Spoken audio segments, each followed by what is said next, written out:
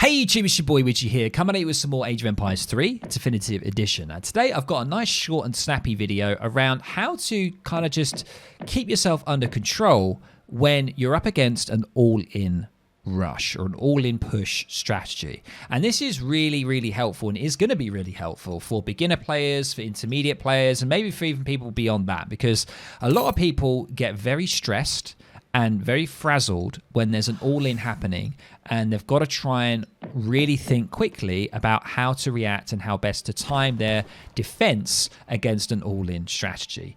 And one of the key things that a lot of people do struggle with, especially against all-ins and stuff like that, is deviating from your original strategy / opening. So a lot of people will have a foundational, they will have a cookie cutter, A to B strategy or opening that they do all the time. And sometimes what will happen is they'll be faced with certain situations, as for example, a very early all-in pressure, which they will not be able to adapt to. And there's two words. It's adapting and versatility. Those two kind of words are very crucial in your understanding of the game, how to get better at the game. And I've got to say, I still struggle with it, and I'm sure you guys still do. And this is a clear example of having that versatility and being able to adapt where you can come out victorious, because I'll show you the struggles that I had in this game and the decisions I made and why I made them, and hopefully it will help you. And of course, it doesn't have to be Germany that you're playing. You don't have to be playing against Mexico. But normally, civs like Mexico do like to do an all-in, because there is a certain revolt that we're going to see, which is the Baja Californian revolt. And that is one that you may see from Mexico, where you have some serious early pressure as an all-in. And it is an all-in because they do sacrifice pretty much all of their villagers for this all-in rush. So you can see here, this opening here is very standard for Germany. 100%. Open up with a house, a market, you get hunting dogs, and then you go ahead and you get your 2 settler wagon card. So extremely standard for Germany. So this is, once again, if you guys were playing Germany, if you were learning Germany, you would probably do the same. This is the same kind of opening you would do. Okay? And if we have a look at Ippon King here, who was very nice to mention me in chat there, as you saw. Are you the real Widgie? And stuff like that. I appreciate you, my friend. Thank you very much for your support through YouTube, through Twitch. I appreciate it. And hopefully you can learn something from this as well about how you need to approach maybe all-in rushes. I'm not entirely sure. But if you do, if you did find it useful, if you guys find this useful, of course, please let me know down in the comments below. And of course, show your appreciation with a like. It really helps. Okay, so we can see that Ippon King here is moving out with his Hacienda wagon. Now, the Hacienda wagon is essentially kind of like a forward outpost in a way, because it can receive economic and military shipments, which are really important if you're doing a very sort of all-in rush. You want to have stuff appearing as close to your enemy base as possible. So if we look at my view here, I have my Explorer over here, not really moving him that much, which is not ideal. You can see that I'm now on the age up. I'm going for the Quartermaster. And I'm going to be using my Explorer, because always use your Explorer as much as you can. Always keep him moving around, especially if you're unsure about what your opponent is doing. Because if we have a look at Ippon King's deck, for example, we look at it, right? It generally looks as if he's going to play H4. He's got a lot of cards loaded up in H4. It doesn't look too much that he could go for a Baja Californian all-in rush in H2. It doesn't really look like that. We do, however, have the independence movements that makes revolutions and returns cheaper, but it's hard to say from the deck. It is difficult with Mexico. There's many avenues that civilization can take with the deck that they choose. So if we have a look at Ippon King here, he's going for the Baja California. He's going to be putting down a saloon here with his age up. There it is. And that's going to produce him some coin per second. He had his inspiring flag, and boom. There is the revolt. He had the 350 for every resource.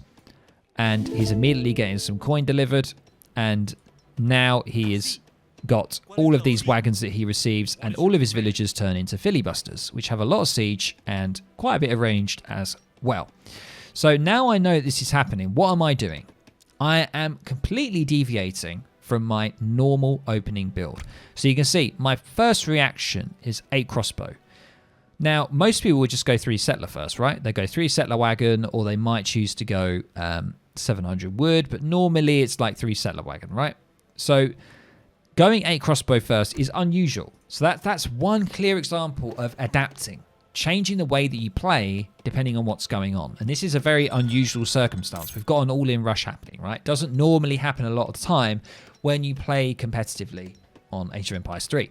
So we can see that happening. Immediately I'm putting a barracks down because I'm going to need military units. I'm not going to put a stables down because it just requires too much food and gold for Uhlans. And it's mainly going to be infantry that I'm dealing with, and it's going to be filibusters. All right, so the crossbowmen are going to be the best thing here. Now, I could have put my barracks further back here. So that's definitely one thing. You can see he's now sieging this house, so that's another thing. And there's a lot of things all happening there that happen really quickly. 2 or 3 things that are happening a lot.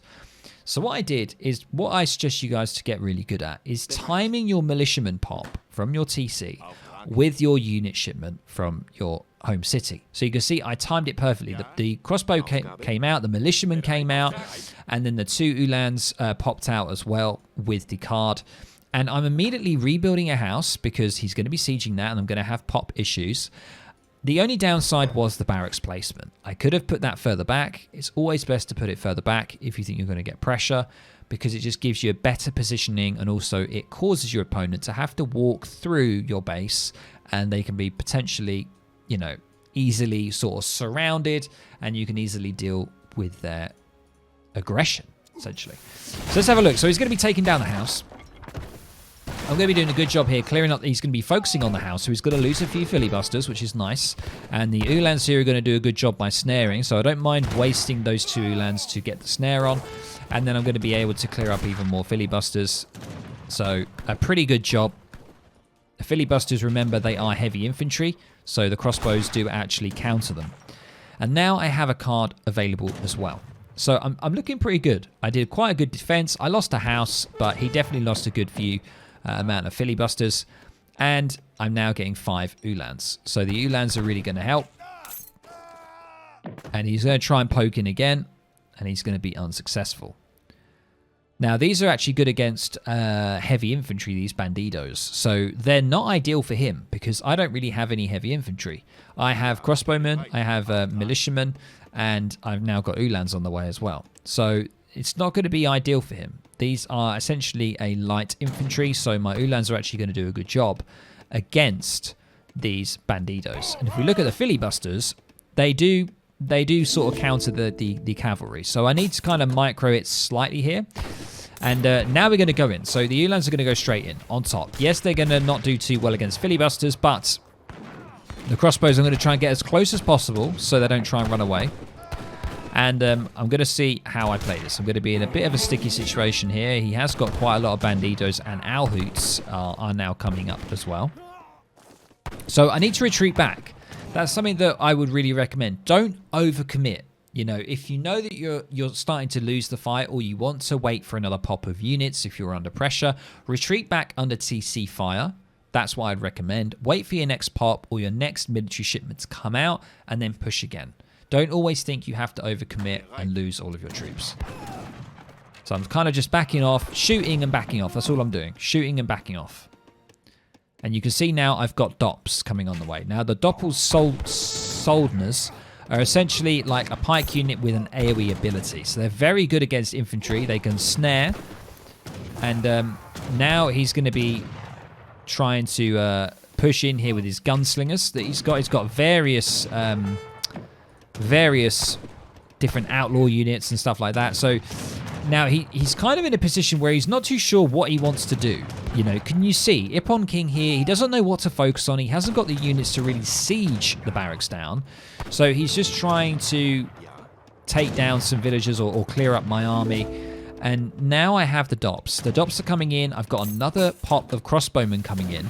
And also, I actually got the blunderbuss upgrade. You just missed it there, but the blunderbuss basically increases the damage of your settlers. So your settlers' ranged attack is increased. So that makes them a bit more deadly in combat if you actually want to use your settlers.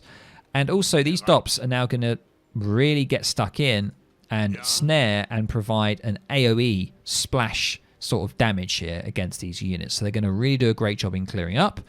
And you can see, as I mentioned, Ippon King lost a lot of his mass and didn't really know what else he could do with it to try and deal with either my houses, my barracks, or my villas.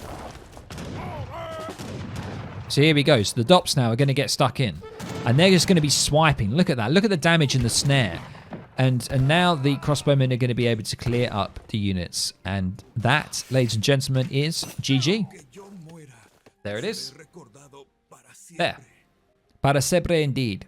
Whatever that means. But there we go, guys. So there it is. A short and snappy video. I hope you guys learned something about how to kind of deal with a defense of an all-in rush and how to try and be versatile and to try and adapt from your main build. So let me know down in the comments below what you think about this. Let me know if I've missed anything, or maybe I was wrong about certain things, or whether or not this is actually going to really help you try and improve. And this doesn't just apply to Germany. This applies to any civ you're doing. Try and have some versatility and adaptability whilst playing games, because it really helps. And I've got to say, it just comes with time. It comes with time. It comes with practice and understanding the civ that you're playing. All right, guys, I'll catch you in the next video or the next stream. Peace out.